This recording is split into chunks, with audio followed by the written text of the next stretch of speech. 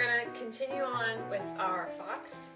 We are, at this phase, we've got him pretty much wrapped, legs and body, tail and head, and they actually start to look like a fox pretty quickly.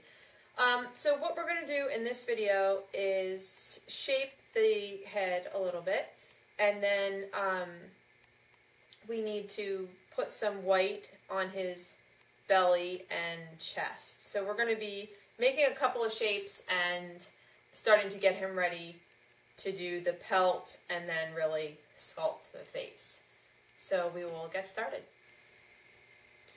Okay, so we're going to make a couple of pieces on our surface. The first one is a very simple, I don't know if I ever really named this piece, but it's a rectangle, but it's just got one folded edge and one unfinished edge. And I'm taking a piece of wool about 3 inches long, and I'm splitting it in half. So now I have two 1.5 inch pieces, and I'm going to stack them together like this. And then I'm going to felt back and forth across the middle, and then just fold the top half over the bottom half and felt it a little bit more. I should have pre-made one so I could show you where it was going, but this happens quickly so you can see. Okay, so now we have this rolled finished edge, and this is what I call the unfinished edge. That's all you need, and what we're going to do is put this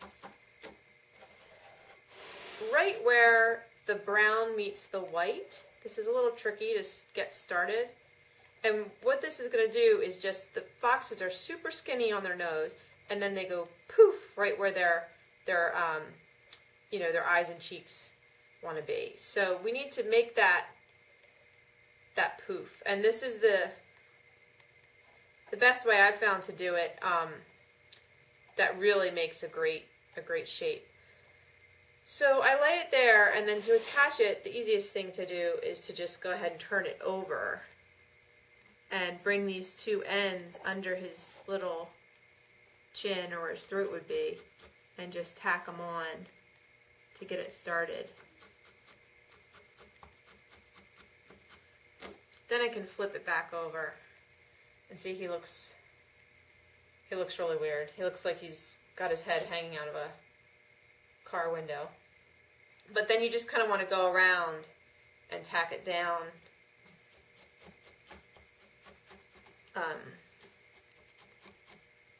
where it meets his face all the way around.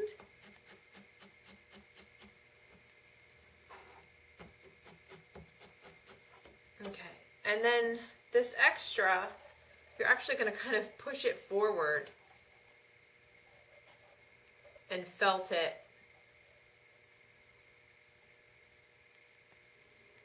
forward. You don't want it traveling down his neck, because that's going to freeze his head up. We want it like up on his head. So it looks a little weird right now, but trust me, it really is a good idea.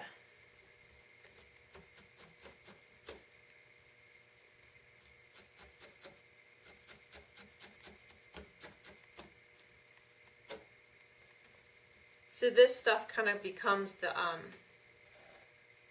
sort of fringy poof to the cheek there that foxes have.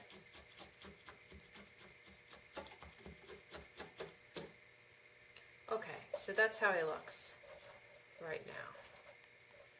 And we're going to leave the head for a moment, and we're going to make a chest and in white, and we're going to put white under the belly, and then we'll be ready to put the pelt on. So in your kit, you will have some white,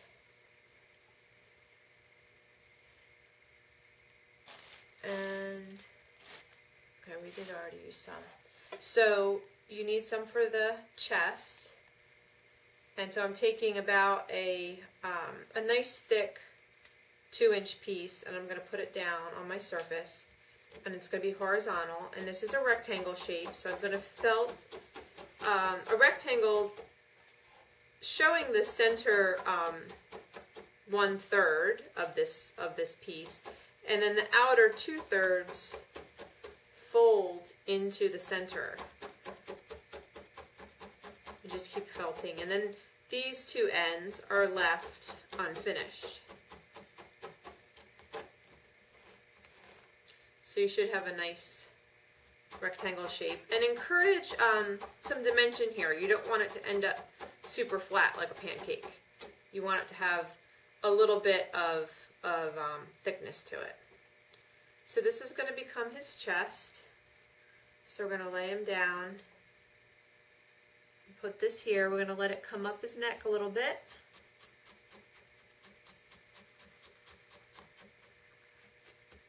And down his belly.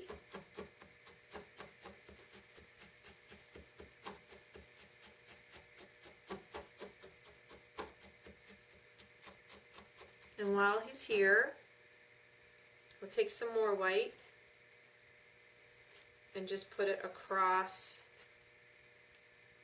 his belly, like this, just to cover the rest of his belly. So I just laid it horizontally, and for now I'm not going to worry about these edges. I'm just going to leave them loose.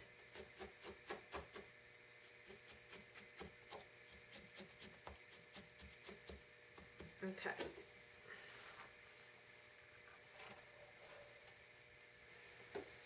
Okay, before we apply the pelt, this is a good opportunity to maybe wrap the leg a little bit more with the pretty, in your kit there is a custom carded chestnut, because the pelt is going to come down and blend into the legs. So we want the legs to be pretty much finished with the top fiber that we want on there. So I'm just going to take small, very thin amounts. We're not trying to add a lot of bulk to the legs. We just are trying to add a little bit of a prettier color.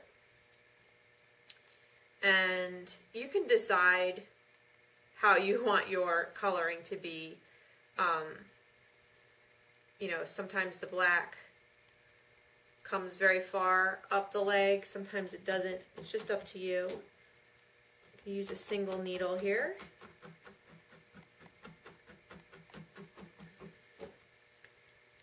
So he just has, and then I can still further put a little more black or something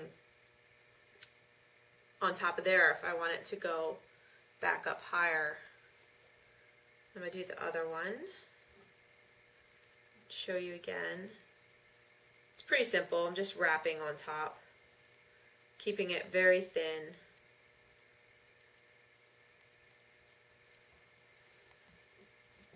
Keep grabbing my tool, but I need the single needle on his skinny little legs.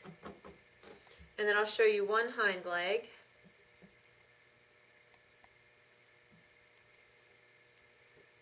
There's a little bit more to it on the hind legs.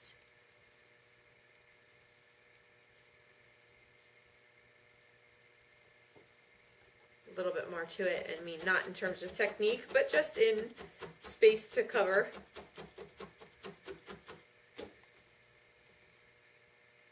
Okay, and I'll do the other hind leg real quick so you can see it.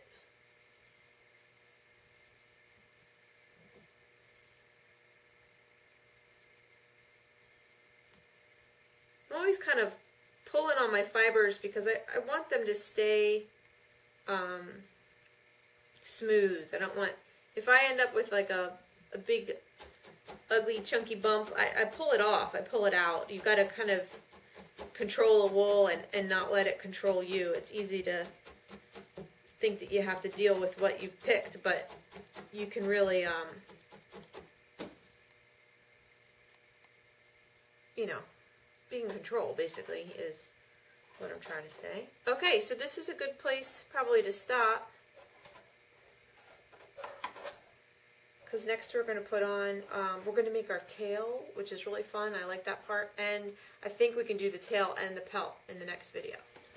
I will see you guys next time when we cover the tail and make the pelt.